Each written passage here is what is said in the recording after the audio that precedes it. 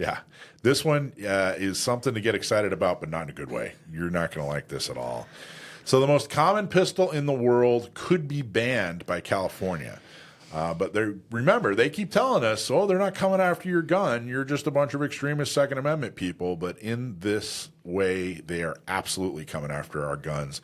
AB 1127. AB 1127 was actually introduced by Jesse Gabriel. Jesse Gabriel is an attorney, and he's now an assembly member. He actually worked for a Democrat governor back east. He's one of the few exceptions. Most of these bills are introduced by assembly members or state senators that started out on a city council somewhere. But Jesse's first day in office was actually for the California Assembly. He was working in politics in the swamp, and now he is his own swamp creature. So what happened? So what they're looking to do is they want to prohibit the sale of firearms that can be easily converted into automatic weapons through devices like the Glock switches. Now I got to tell you, I'm not real familiar with what the Glock switches are. I kind of understand, but they're not legal, is one important thing to point out. So any semi-auto under AB 1127 that can be easily converted would be banned. I mean, this is directly targeted at the most common firearms out there, which of course are Glocks. The legislation targets the spread of illegal do-it-yourself machine guns, addressing concerns about their increasing use in crimes. It exempts law enforcement and military sales, of course, and does not require current owners to relinquish their firearms. I got to tell you, any bill having to do with firearms that excludes the government, which is law enforcement and the military, right there should be thrown out of a courtroom and said, hey, this is completely and totally unconstitutional. Very slippery slope. The Second Amendment doesn't defend the military or the law enforcement's rights because they're the government. It defends your rights as a citizen. The bill targets dealer sales and does not explicitly mention private party private party transfers.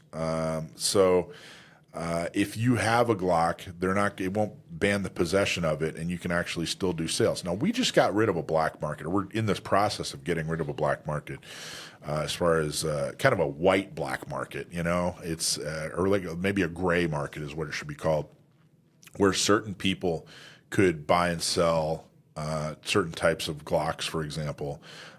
But dealers couldn't, which kind of, like I said, turned into this gray market, which, of course, I'm talking about the roster. We're slowly getting rid of that, and this will absolutely implement it right back. But the bill exempts current owners from having to relinquish convertible pistols. Converted pistols are already illegal. So convertible pistols that they already own, meaning any Glock and anything similar to a Glock, frankly, meaning legally owned Glocks can still be possessed and potentially transferred privately.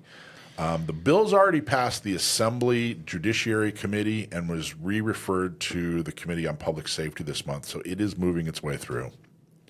But this is a completely unhinged attempt to completely make Glock sales in California and basically the sale of any pistol that is like a Glock illegal. The really big, dangerous, slippery slope is the fact that the Glock switch itself, yes, is designed to work only with the Glocks. Yeah. I'm not aware of it being compatible with anything else. However, the design and the concept can potentially easily be done on many other firearms too. So by their definition of anything that could be converted, it's just a matter of no one's taken the time to design them for anything else. Therefore, do we lose everything? I think, you know what I think? I think 1911 guys were behind this.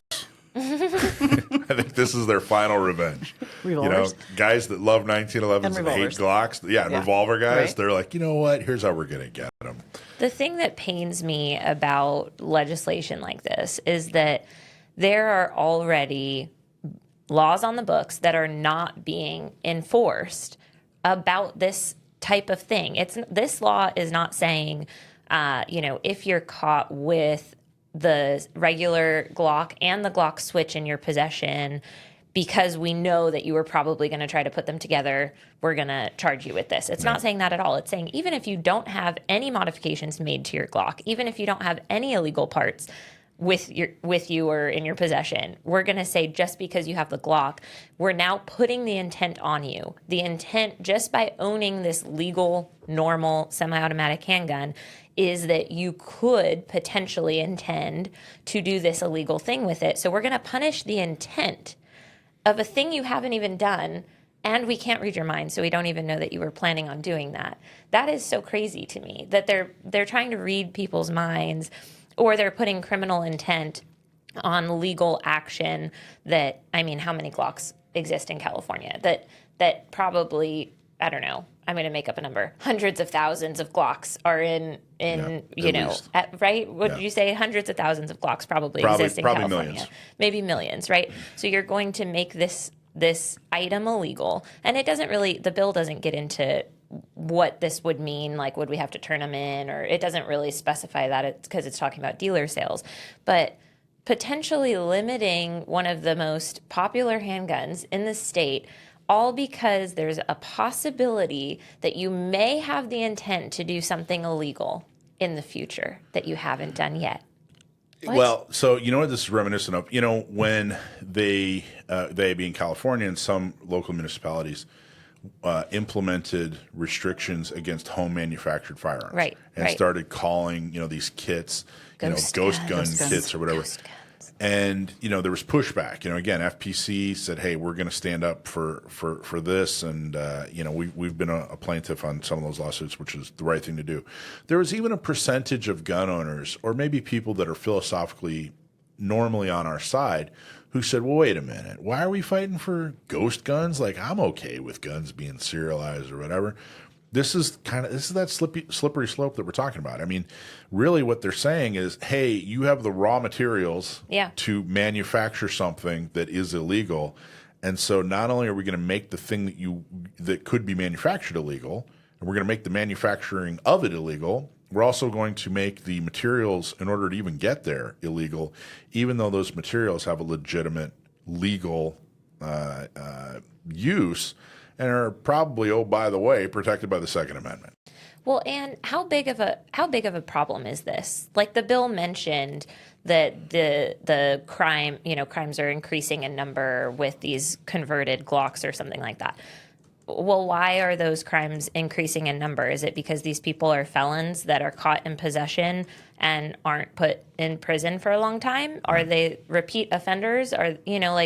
Where is the problem actually? Is it in our lack of willingness to come hard against crime and to stop crime as it's happening? We're putting more laws on the books, but without actually backing that up with, long punishments, right? We're seeing people in all sorts of, LA stands out. There was just recently a case that made the news, but LA is horrible at keeping criminals in prison. And then they're like, oh, we don't know, they're shooting each other again. It's like, well, why are they out?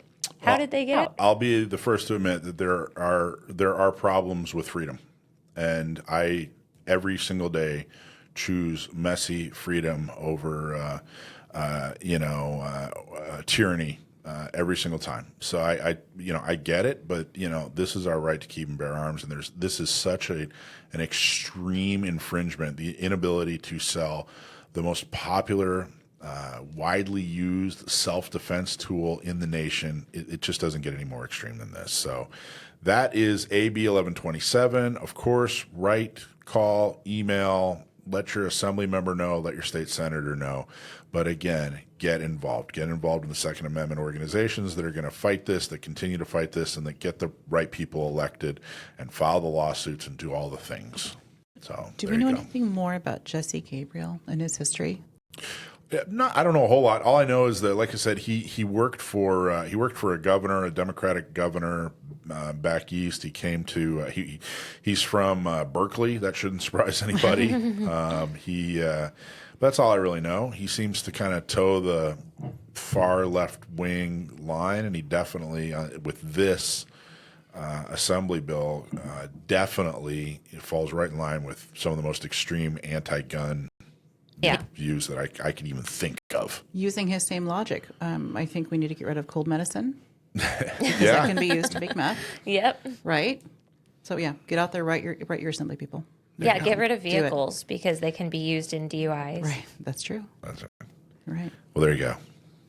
Crazy. Okay, so that's your legal and legislative update. So those are the bills and lawsuits, and now you know. But what can you do about it? Well, that's the most important thing. So let's go into our deployment segment and talk about, now that you're all mad and frustrated, what can you do to defend and restore your Second Amendment rights? Hey, thanks for watching Gun Owners Radio. I hope you loved that clip. Don't forget to like, subscribe, comment, and follow us on social media, and check out our website at gunownersradio.com.